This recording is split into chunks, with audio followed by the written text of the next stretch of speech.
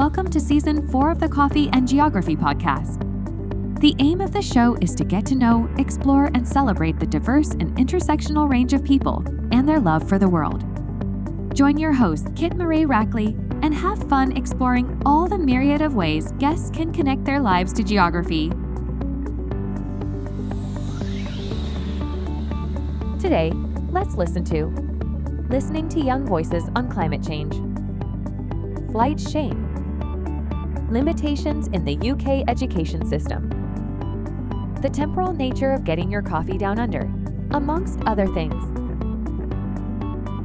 Got your brew ready? Great! Enjoy the listen. Hello, everybody, and welcome back to Coffee and Geography. So I am joined by a really good friend of mine who we've worked at a distance because of this post-COVID way of working and things like that. And it feels like we've known each other forever, doesn't it? Catherine Walker, it feels like we have. Oh, yeah, it's lovely. Really lovely to be here, Kit. Thanks so much for welcoming me. Yeah, so Catherine Walker is a human geographer researcher at Newcastle University, known as Catherine by some, Cate to others, but to everyone known as a deep thinker with a passion for exploring, analysing, reading and writing about how young people relate to climate and environmental issues and how that looks and feels different in different parts of the world. So this interest is semi-autobiographical, which we will discuss, but also informed by a master's PhD and a postdoctoral research in the United Kingdom, India, Australia, and Brazil. So if there's any candidate, Catherine, who is very suited to this podcast, despite the spill of the beans we'll talk about later, you're definitely a prime candidate. So yeah, you've been around the Brilliant. world a bit. I have, yes. Doing a languages degree helps with that for sure. Part of the reason I did a languages degree, so I studied Spanish and Portuguese as my undergrad, was just because it gave me the excuse to spend a year in Latin America. And even before I went to uni, I spent a year in Chile as well, which again was very easy to justify because I was going on to study Spanish at uni. So, yeah, the languages was a great start in terms of traveling. But yeah, the traveling interest has always been there.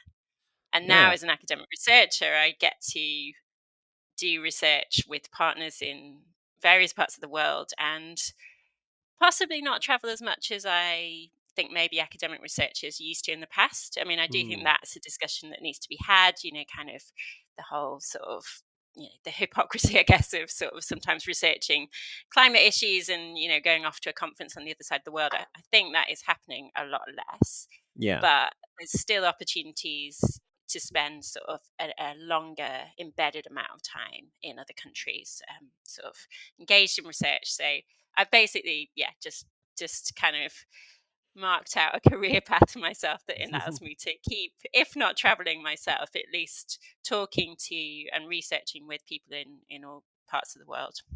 yeah. And the debate, I think that's always a debate that's never really going to be closed. Is the whole traveling for research, for education, and things like that, because we know that research, education, are and talking about things like climate change, environmental things, like especially in person, is like very impactful and very powerful.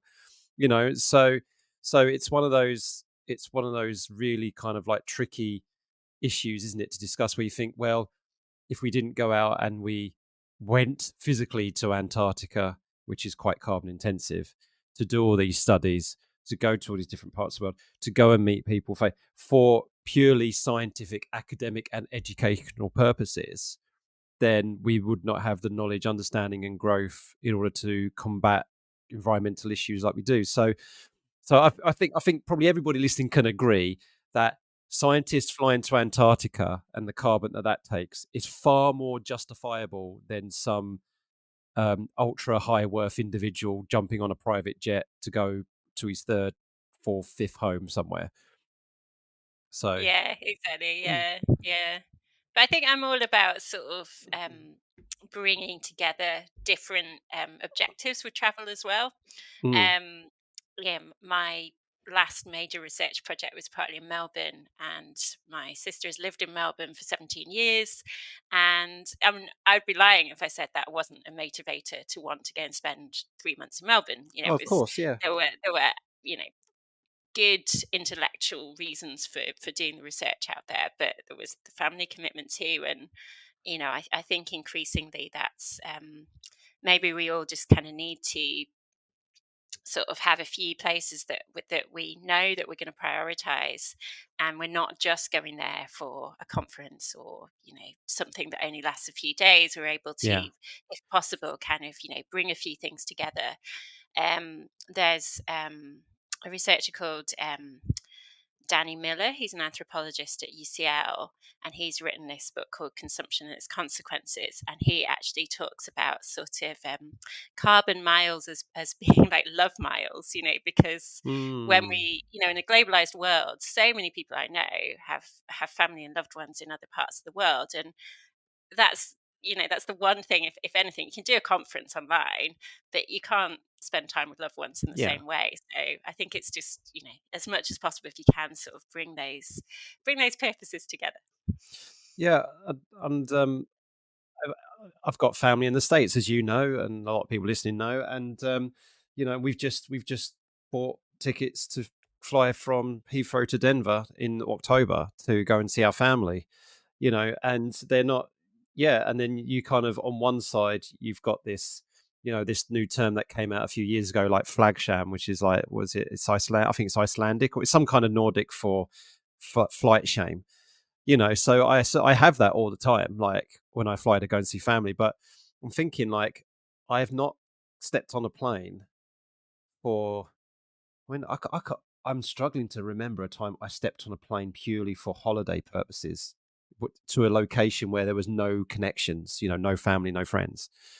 So um so I know people maybe listen, well, why still trying to justify flying and all that things, Kit. But yeah, I mean, it's tricky when we I think the way I look at it is that, as geographers, most geographers I speak to, if not all geographers I speak to, kind of embrace the fact that we're a global society, because it enriches our humanity, it enriches our culture, it gives a hell of a lot of sparkle and enjoyment and wonder and awe to learn about the world.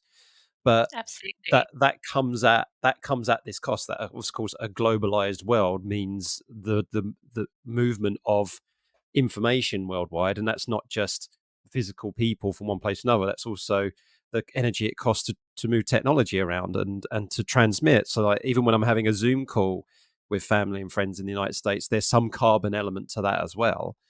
So it's which is why I'm very on board with the whole, the targeting the kind of disproportionate element of environmental destruction and carbon intensive activities, like private jets flying to COP, for example, Yeah, uh, yeah, and yeah, and for sure.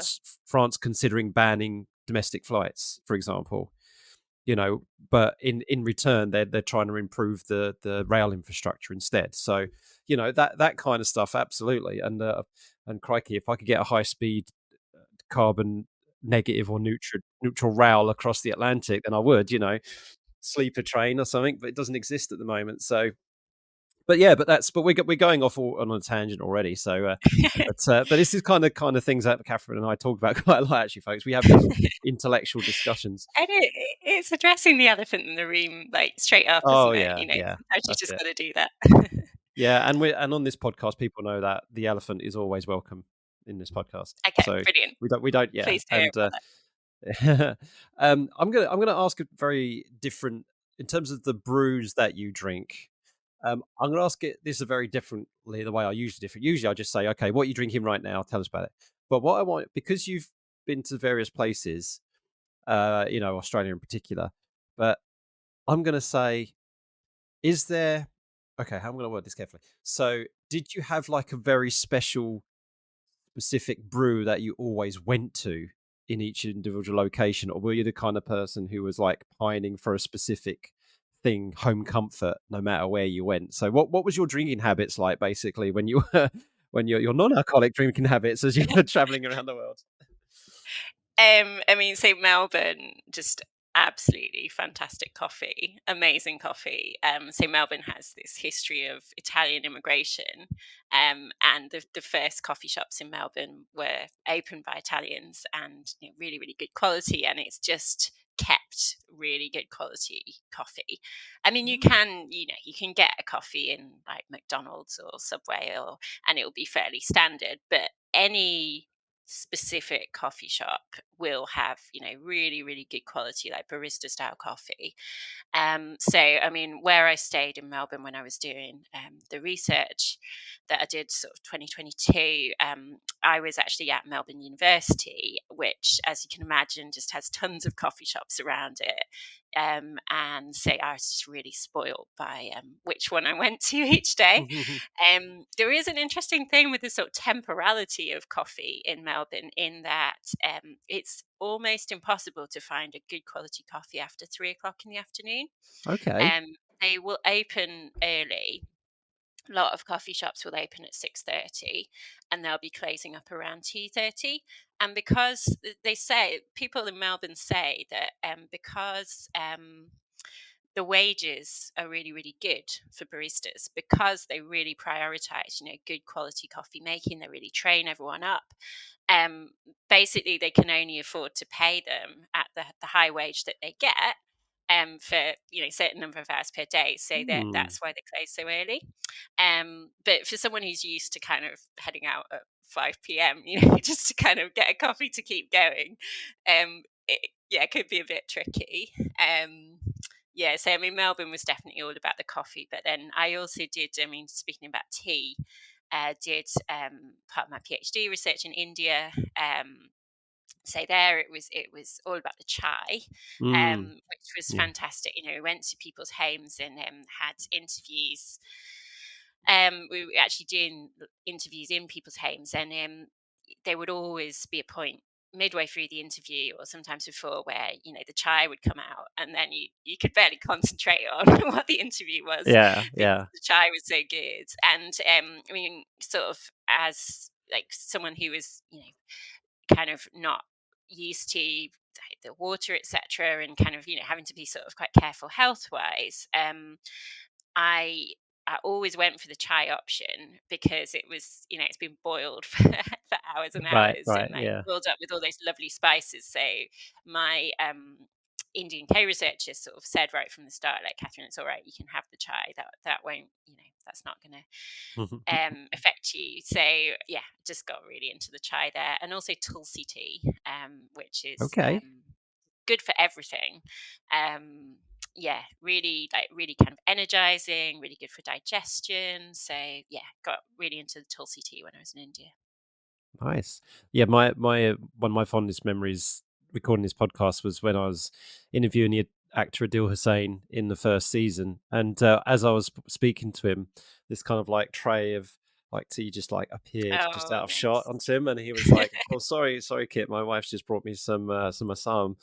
I'm like, Oh, and I lovely. and he was, and then we just had this little like, segue about it, talk about it, and he was just like, he's like, yeah, look at the color and everything like that. And then I had this like big period like after for a few months, like just trying to drink Assam tea, especially Mm, like the proper. There was some coffee shops around here that would actually have it loose leaf, which was nice. mm, mm. But it's never going to be the same. And he is actually from the Assam. He's from Goldpara, which is where Oh, right, where yeah.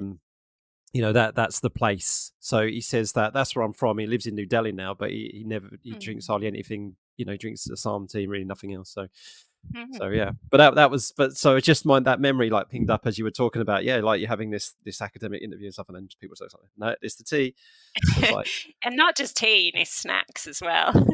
oh Really yes. nice sweets and savory snacks and things. Mm. Yeah. Oh, that's wonderful. So we're mentioning a place right now. So mentioning India and Australia in particular, and of course here in UK. So um you're based in Newcastle at the moment, but not too long ago you were in Manchester, which is when I Hmm. got to know you. So coming Yeah. up to Manchester, and then when we worked on that project, which we'll very briefly talk about in a minute. Um, yeah, so you've kind of been quite nomadic in a way, I guess.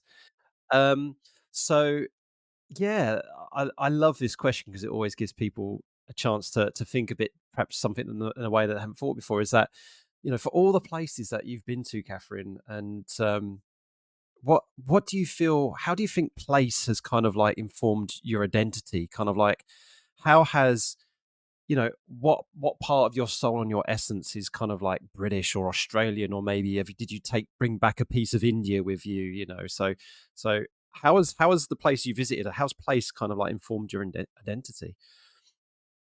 Oh, wow, that's a brilliant question. Yeah, I mean, it is interesting because you said at the start, sort of, I come across as quite nomadic, and I've lived in lots of places, been really, really privileged to sort of have opportunities to travel. Um, but yeah, I mean, where I grew up was sort of not particularly cosmopolitan. I mean, I grew up in rural Cheshire, um, where my parents still live, and in some ways, sort of quite a sheltered existence, I would Mhm. say. I mean, we would go to Chester is the nearest city. Manchester, Liverpool, kind of bigger cities. I think I first went to London when I was about 11. And that was, that seemed really exciting. My sister and I were talking about this the other day, that we wanted to go to the Hard Rock Cafe of all places, the sort of typical, Yeah, like, sort yeah. of, teenage things that you want to do. Um, yeah, but so it's sort of quite, yeah, quite sheltered sort of in some ways. And the first time I left Europe was on my, again, this is such a privileged thing to do, my gap year, pre-university, when I went to Chile. But so Mm. sort of one extreme to the other, really, because I hadn't been outside of Europe before. I'd only sort of traveled for very short amounts of time, really. And then I committed to this 1 year in Chile, which was an 18-hour flight. And Mm. I was doing this sort of year of volunteering in a primary school in the south of Chile, so quite an indigenous area. Um, but the organisation that I went with was quite strict about sort of contact with home, with family, and this was 2002. So I think now it Right. would be a lot more difficult to sort of to kind of control this.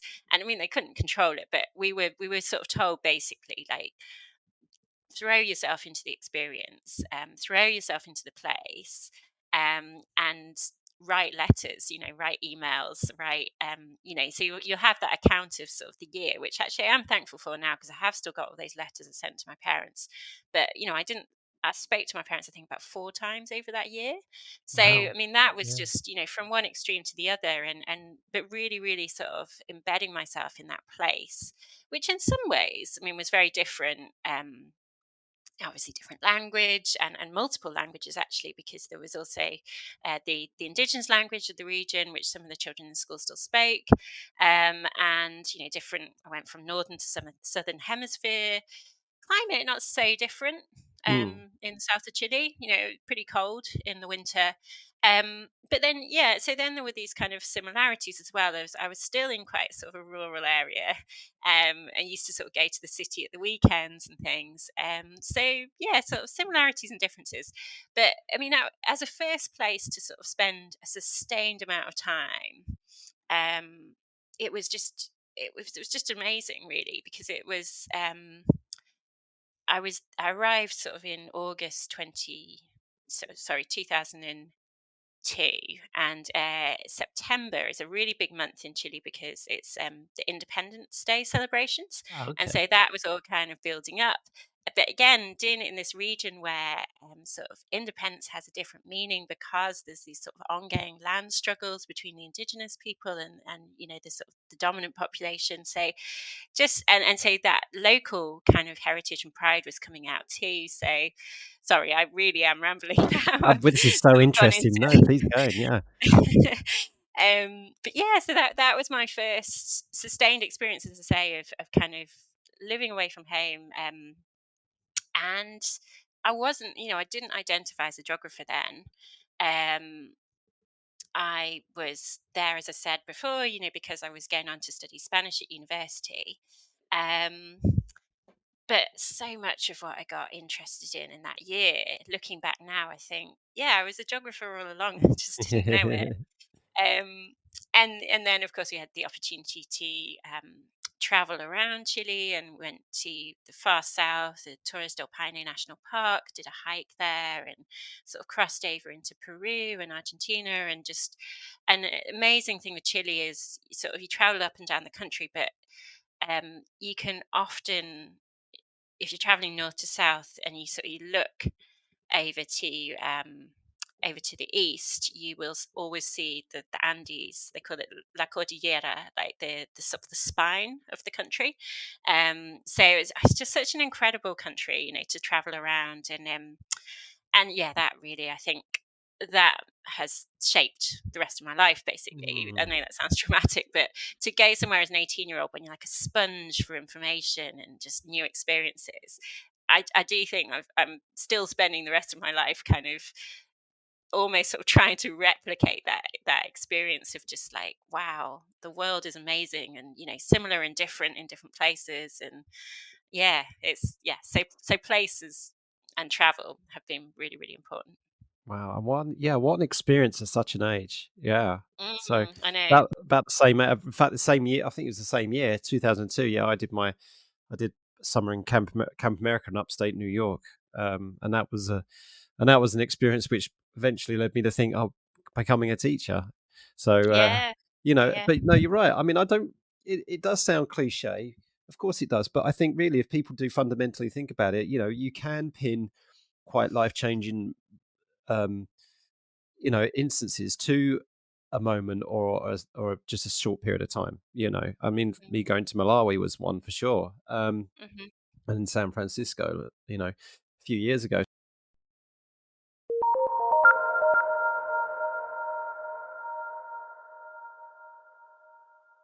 Hey, educators! If you teach any geography, environmental or human or physical science based topics, then check out Kit Marie Rackley's website at geogramblings.com. There you will find musings, blogs, resources, analyses, and more. Perhaps you want to brush up, learn, or dig deeper into a geographical issue, or you're looking for a resource you can use in the classroom, or maybe looking for someone with an award-winning, diverse expertise and skill set to collaborate with you on a project. Kit Marie offers free 30-minute friendly consultations if you're looking to brainstorm ideas. Jog on to geogramblings.com to explore and find out more.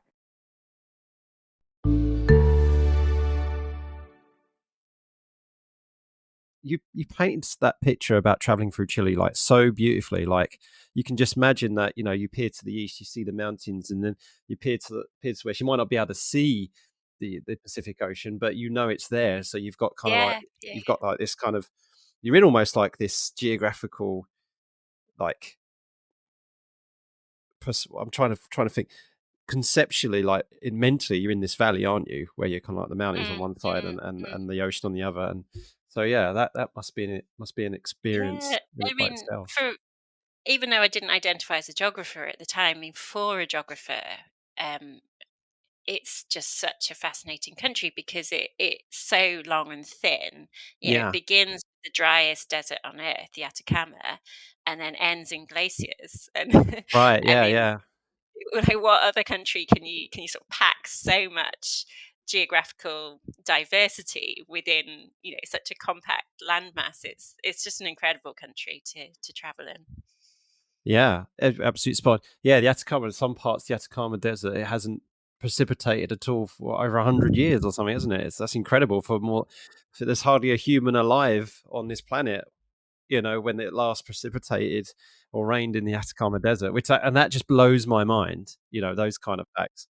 But it's its own ecosystem. It still thrives, it exists. It still Yeah, has, it's the flowering, isn't there? Like every yeah, it's few still years, there's flowering of flowering. the Yep. desert. Yeah, It's just yeah, it's so incredible. So, life finds a way. But as you say, it's funny because you didn't consider yourself as a geographer, and you kind of like historian by, we'll come back to a bit later, historian by but you do work in a geography department. I do, yeah, I do sometimes still get imposter syndrome. And this is, I mean, again, talking about elephants in the room, I just thought I would be really upfront and kind of make a point of this. That my big kind of disclosure is that I don't actually have a geography degree, No. even though I now, as you say, work in a geography department. And in time, I mean, currently I'm on a research only contract, but in time I'm going to be teaching, and I have done a year of university teaching.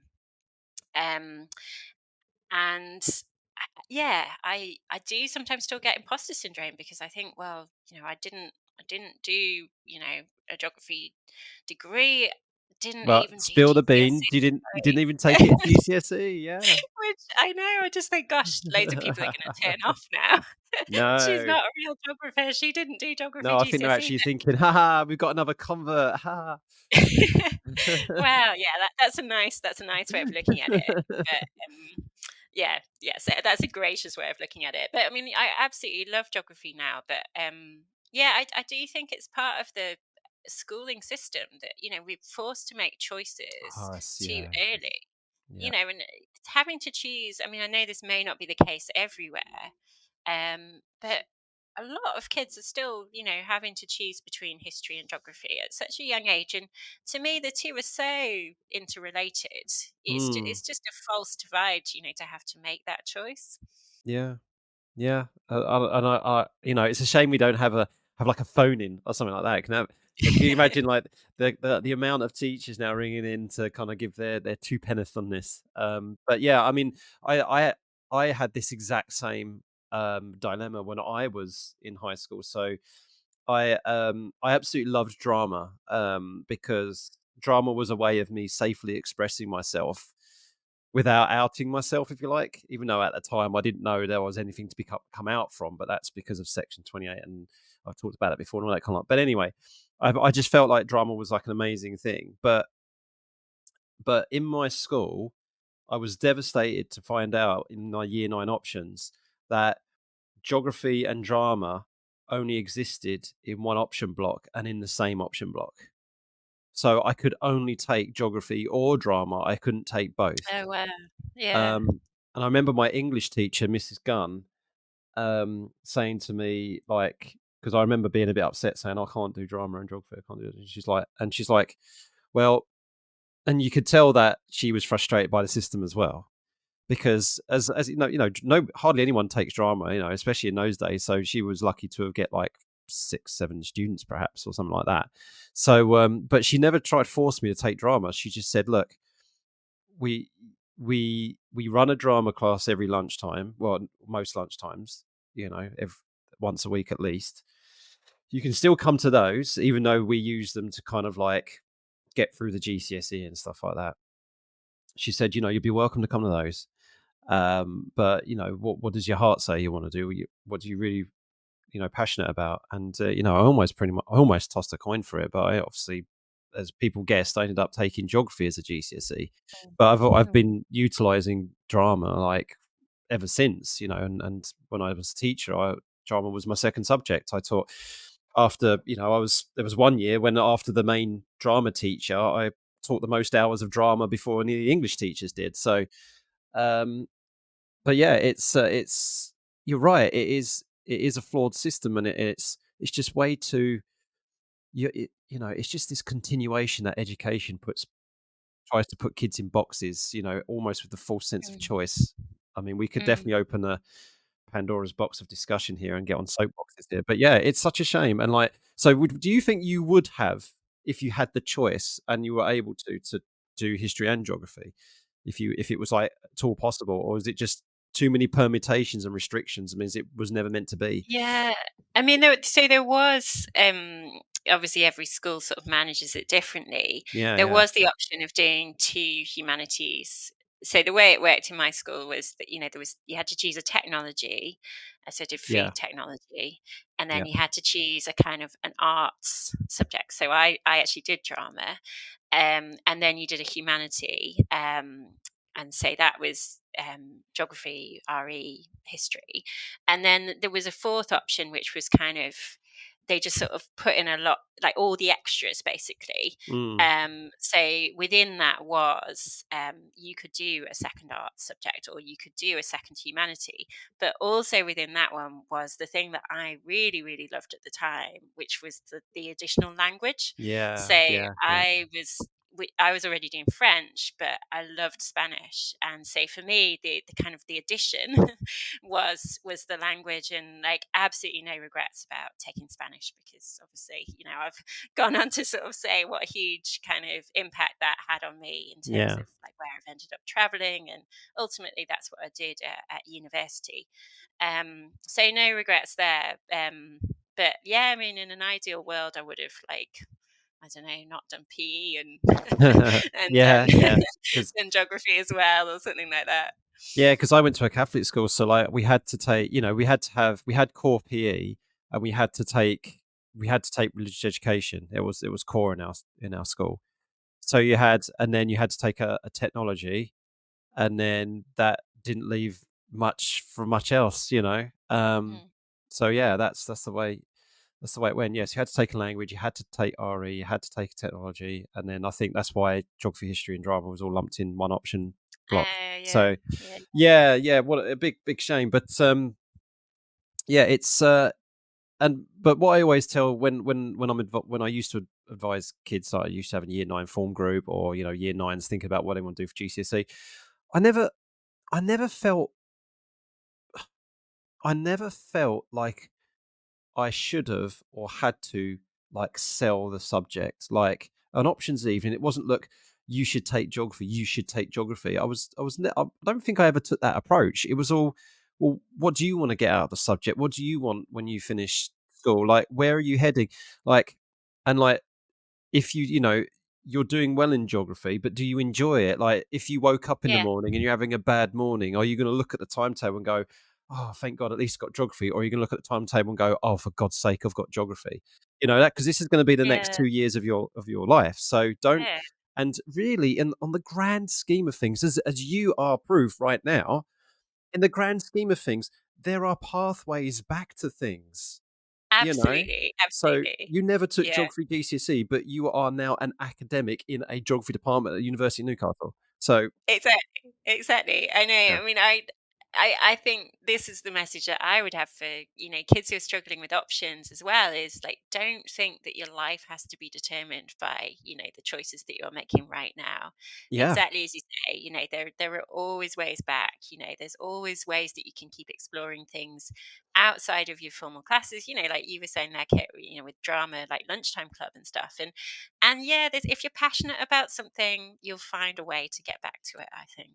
100%. Yeah, like me, I never took GCSE drama, but, I've definitely utilised that to the nth degree. Yeah, So for yeah, sure. Yeah, yeah. yeah, yeah. Although I've although, I know I don't wanna give too much away, but I have, auditioned for a voice acting part in something, so we'll see how that goes. But, yeah, I'm not gonna say too much because I probably won't get it, but, worth a try. But what I will say is that, a few,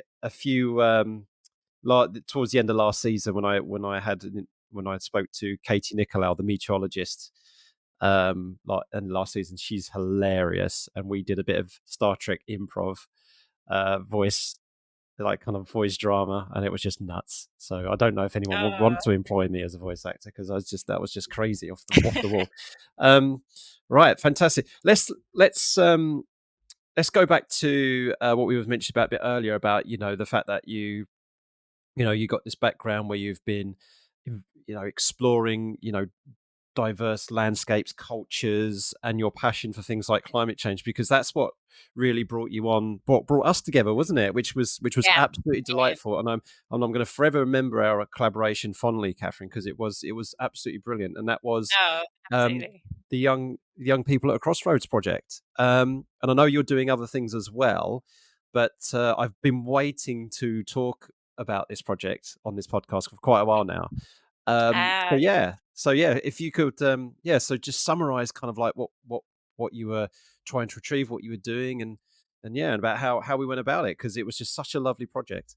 Yeah, yeah, no, I mean, it was absolutely brilliant to work with you on it, Kit. And Yeah, well, there's tons I could say. I'll try and keep it short, Mhm. and then we can sort of open up a little bit more. So, Young People at a Crossroads, it was a 2-year project that was conducted partly in Manchester, partly in Melbourne, and it was researching with young people aged 14 to 18 who were all migrant background. That was kind of the term I ended up with as the one that sort of fitted them best. Um, Originally, I was planning to research exclusively with second generation young people, so young people who were born in one of the UK or Australia, but to parents who where one of the parents had migrated or both had. As I started sort of recruiting for the research, I found that actually I was getting interest from some young people who themselves had migrated with parents, some who were second generation, and I had a couple who were third generation. But the reason why I was, what I was talking to these young people about was their experiences of learning about climate change in the context where they now live, and in some cases, obviously, in other countries that they lived in as well. So I'd asked them all about, sort of how they were learning about climate change, what their concerns were relating to that, how that education made them feel. Um, but then, for those who wanted to do it, and not all of them did, I invited them to set up an interview with a parent, and the parents were all had all grown up in a different country, and those interviews were just so fascinating, and I loved sitting in on them. So the young person would we had like a few questions that we sort of encouraged them all to ask. When was the first time you heard the term climate change? Were there any sort of environmental norms or behaviors that you found sort of odd or difficult to adjust to when you first moved? What was the environment like where you grew up? So there are a few sort of set questions, but the young people would sort of take those interviews in the direction they wanted to. And then once they'd interviewed their parent, I'd then go back, and I should say that worked with a brilliant researcher called Ellen Van Holstein as well, who did a lot of the interviews in Melbourne. So Ellen or I would go back, all over Zoom, of course, um, and kind of get the young person and the parent together to sort of reflect on that interview. What did you learn? Did you talk about anything for the first time? What surprised you, etc. And Mm. then the sort of last stage was, I guess, sort of circling back to that first interview that the young person had done, thinking, right, thinking about the way that you learn about climate change, the kind of content that's coming up, the stories that are coming up, the concerns that are being foregrounded. How does that fit with how your parent talked about the place where they grew up and their experiences of, living with kind of different environmental challenges, whether they Mm. were called or related to climate change or not? And that was like, it was so interesting then to just kind of watch sometimes the penny dropping of kind of, oh yeah, we've been learning about climate change for this many years, and we've never talked about, kind of deforestation. Well, actually, deforestation was quite a common topic, so that's a bad example. But we've never talked about sort of charcoal use in Zambia, for example. That's a really big issue that is driving deforestation, but is really important to, and the only option for a lot of households in Zambia.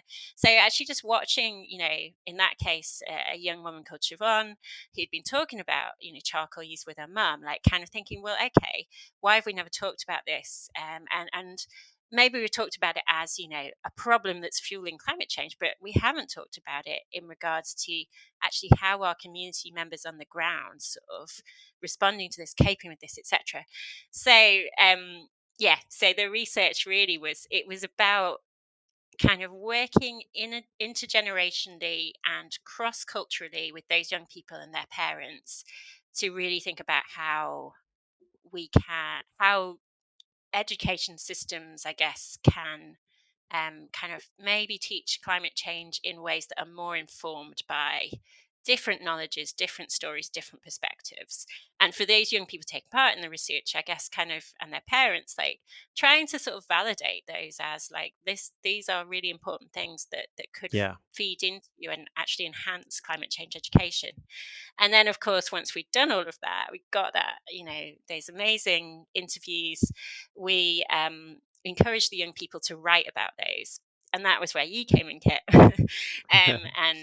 Nerida Jolly as well in Melbourne, of when we started to get these amazing reflections back from the young people, and we were putting them together into this, what we called the creative book, which Yeah. was the reflections from the young people, and then also kind of sort of thematic summaries from across the project.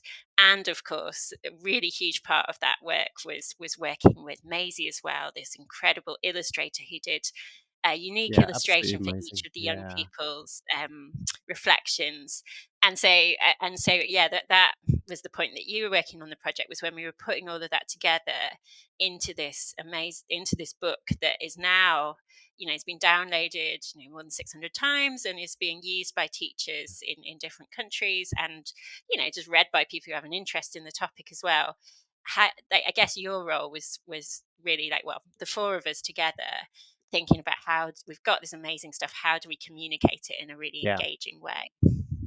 Yeah. It was such a delight to work on, and I remember when you sent me kind of like the draft, the proof, the draft, and I was just absolutely captivated in like just reading all the way through it and what these young people were saying. And I love the way how it was structured as well, about how you had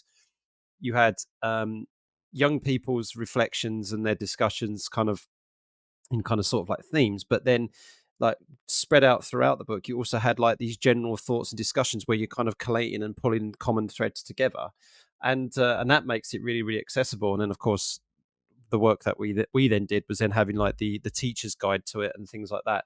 And I think when we presented it at the Geographical Association conference, was it last year? I think, um, yeah, it seemed to have gone down really well with the teachers in the room. And yeah, to hear that you just say, I mean, I never knew that actually that it had been downloaded over 600 times, and that's just from, I guess that's just from the official website, because Yeah. there's other ways of accessing it. So it's probably been, I would say over 1,000 times, which is quite incredible, really, that it's being utilized in that way.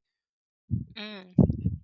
Yeah, no, for sure. And those statistics, that was kind of a couple of months ago as well. So yeah, could even be more now. Absolutely, 100%. So, and the one thing which was really cool about it as well is that you had this like these 10 things, these 10 key messages that have come Mm, through, that the young mm, people, and this is something I know that we are both passionate about, and a lot of people listen to passionate about, is giving young people a voice. And so I mean, I admit I can't remember all these 10 things off the top of my head, but can you remember maybe two or three of like the top 10 messages that came off? I mean, I'm going to put a link in the description for people to investigate this themselves. But yeah, but what was the? Can you name some of the top mm. 10? I mean, I've got the book next to me, so I could cheat and look Oh, at that. But no, yeah, yeah. I'm actually going to say the ones that really come to me, because those are obviously the ones that have had an impact on me, and hopefully, kind of, would have an impact on others. Um, yeah, so obviously that point of like just really listening to young people, listening to their concerns, not discounting their emotions. Yes, yeah. And the emotions of the teachers who are having to teach on this topic as well. So that was definitely one thing, is kind of voice and emotion. Obviously, sort of just because of how I've just explained the project and sort of how it came about, I guess also just the validating of diverse stories. So that was something that I always wanted to come across in the research, and it really strongly did. Mm, Um, and then I think the kind of key point for me, and this has really sort of taken me forward into the work that I'm now doing at Newcastle University, is thinking about climate justice, and what does climate justice mean to young people. And this wasn't originally kind of in the research proposal as like a real sort of driving theme, but I think just by merit of the time that the research took place, and like in the time between me writing that proposal and it actually taking place, um, we'd had COVID, we'd had, the George Floyd murder, we'd had, all kinds of different events, global events that really kind of flagged up Mm. different injustices and how they're all kind of interconnected. And justice was, it was really kind of on, I think, on a lot of young people's minds, on, Yeah, well, everyone's minds, but and of course the project and all of my research has always been very driven by the idea of intergenerational justice. Of, climate change is like, I can't think of a better issue that sort of sums up intergenerational totally justice. agree. Like, Yeah, yeah. why do we even care about this stuff if not for, younger and future generations, right? So justice was really kind of central to the project. And one activity that I didn't talk about so much in the project, um, but when I was sort of explaining it, was like between the original interview and then the interviews with parents, we did a focus group and we had these images. We had about 7 images of kind of different things relating to climate change. We had like the classic polar bear, in the Arctic, and like, we had sort of like a wildfire, but we had a few images that were much more like focused on like responses to climate change and people Mm. holding up banners saying climate justice. And I just started noticing that the young people were really engaged by these images. And I would ask them, what does climate justice mean to you? I'd ask them that at the end of the first interview they did. And then when we'd done this, like looking at all these images and things, discussing them together, I'd say again, have you got any more of a, idea around climate justice, and like, kind of what does that mean to you now? And like seeing kind of again the penny drop as they were thinking more and more about it. And the way that we distilled that down in that top 10 messages is like climate justice rather than climate change being kind of what education is kind of is about. So not just educating young people about climate change as in events, and kind of um, changes to the planet that have already taken place and that will continue to take place because of things that have already happened in the past, that they're now sort of living through and in many ways feel powerless to kind of, to change.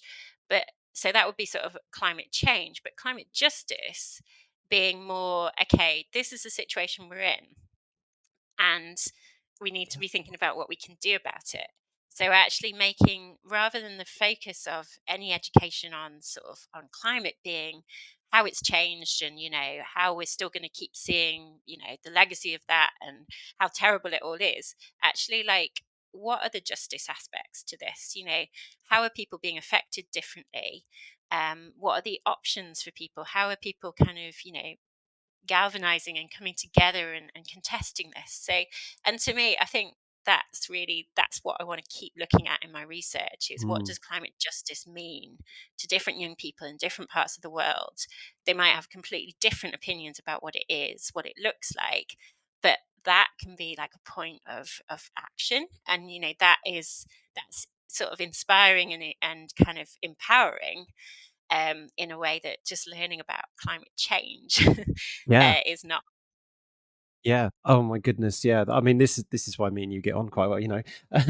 But it's what I will add to that is that as you know, there's a project I'm working on that hopefully I'll be able to release at some point in the near future. Where the third element of the systematic kind of approach that I'm going to be using to help teachers is that the third element of this systematic approach is the focus on climate justice, Mm, because it's scientifically mandated. Really, it is. The IPCC actually have used words to the effect to say the climate mm, change issue is a climate justice issue, and actually mentions marginalized people, indigenous people, all that kind of stuff. So yeah, no, we're definitely singing off the same hinge. And again, folks, and I know there's a certain kind of worldview of people who maybe who listen to this podcast in particular because they would have switched off quite a while ago otherwise. But it's what I hope that comes across when we have these kind of discussions, that it's a lot of this is just simply based on two things. One is talking to people, and listening to them. And the second thing is, the research and evidence that's gone on behind folks, whether it's physical science or social sciences. And what I really love about the work that you've done as well, Catherine, and the work that you're moving into, is that, in a sense, it's not, I've got this, hypothesis, I've got this goal, I've got these certain key performance indicators, or these things that I've got to meet. You've discovered something that young people are really hooked upon. As I say, number 9 of your top 10 is young people want to focus on climate justice education, not climate change education, right? And now you're thinking, the young people have told me this is something we need to pursue. So it's almost as though, in by proxy, the young people are kind of like influencing the next stage of your research. And that must be, and if there's any young people listening, I really hope they feel quite empowered by hearing that. The fact that, that there are, yes, the education system, and we know there are flaws to the academic sector and all that kind of stuff. Of course there are, but I hope that gives people hope to think that there are plenty of academics out there like you who are listening and who are engaging in research in order to give more of a voice to, a more of a platform to young people. For example, it's like you yourself is definitely someone who I'd count in that. Climate scientists like Catherine Hayhoe, and who are very, very young people focused. So yeah, it really does. It's another thing that adds to my element of hope in this whole situation. Yeah. Oh, good. You know. Yeah.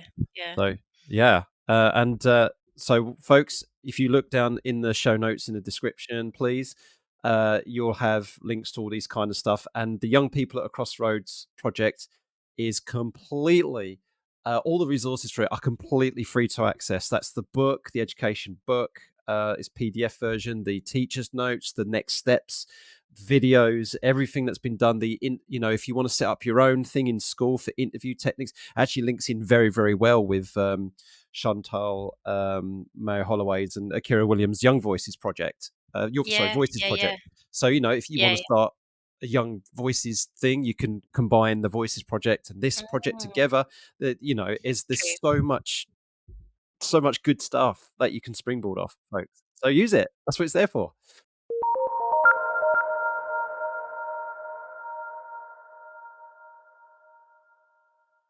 Are you a business or organization passionate about ethical practices, products, and systems?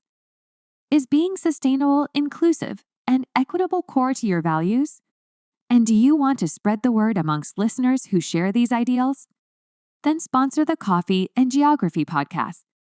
There are pricing options to suit a range of needs, and you are supporting independent educational efforts that aligns with your aims. Visit bit.ly/coffeegeog sponsor for more details. We're going to bring this wonderful conversation to a close now with We Are All Geographers. So we're going to get you to link back to our previous guest, who was Andrew Kane, the author Andrew Kane, who's a science teacher but wrote some comedic but educational books about marine biology, which are quite popular. He's done quite well on Amazon. Now, Andy's gone a bit outside the box because it's meant to be like single words, maybe at 2 at the most, right? So, for example, Shabnam, who was the guest before Andrew, gave him the word HDMI, right? And he actually did a wonderful teacher thing. He was like, the bleeding annoyances with HDMI. There's never a cable around. And he went on that, right? So when I asked him for his single word for you, Catherine, he went for shopping trolleys with dodgy wheels. Okay, how's great. that for outside the box? So basically, I'm not quite sure how you're going to approach this. I usually say try and link it to geography, but then again, I think 30 seconds on this just in general is going to be interesting. Okay, So I'll do my best. your topic is chopping trolleys with dodgy wheels, because they do seem to be quite prevalent, to be honest, don't they? I mean, more than we would like. Yeah. So when you're true. ready, Catherine, I'll start the 30-second timer for you to talk about shopping trolleys with dodgy wheels. Okay. Go for it.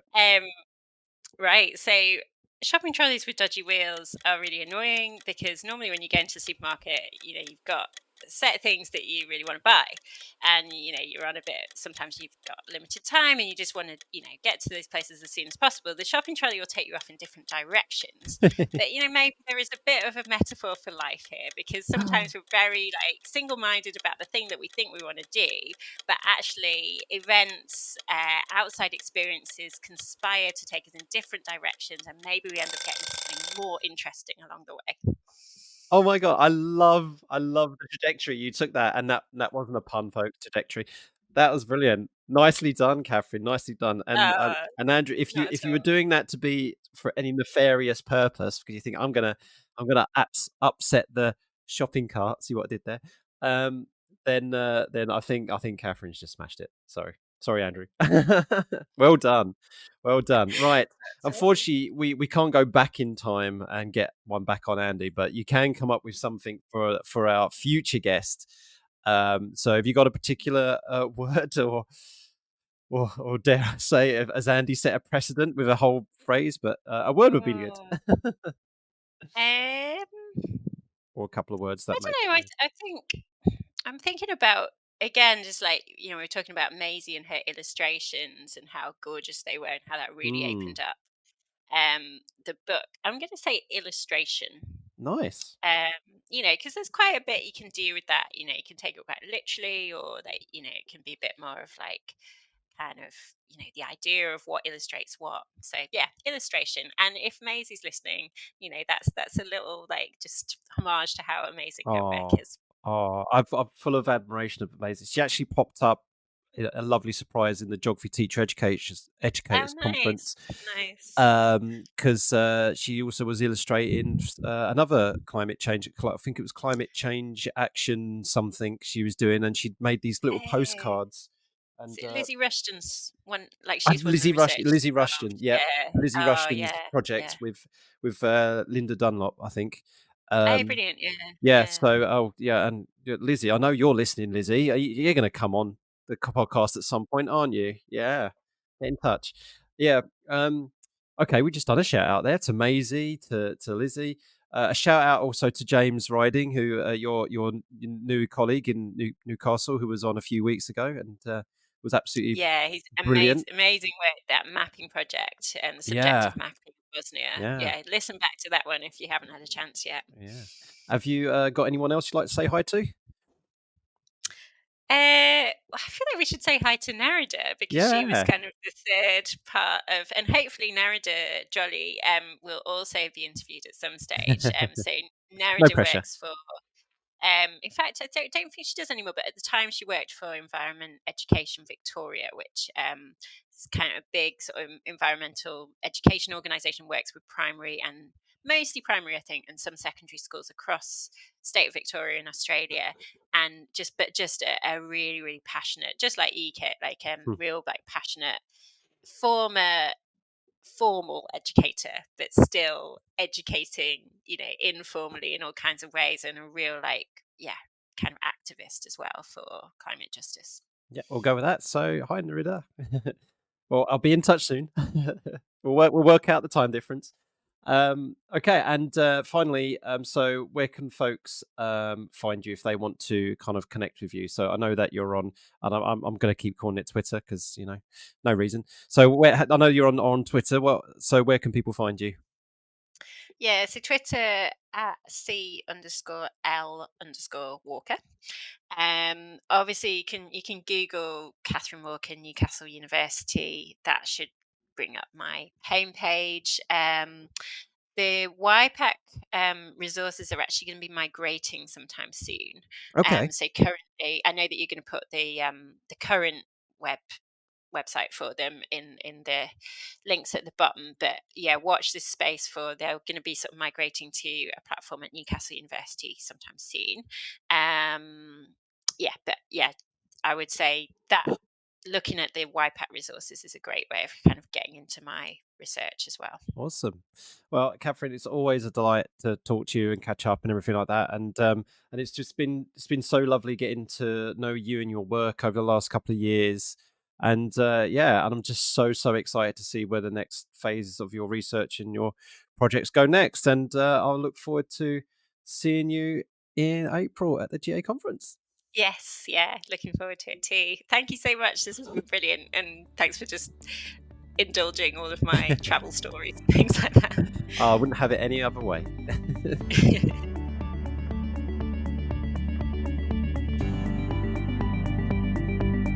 Thank you so much for listening. We hope you had fun. If you haven't already done so, please subscribe to the podcast and give us a rave review.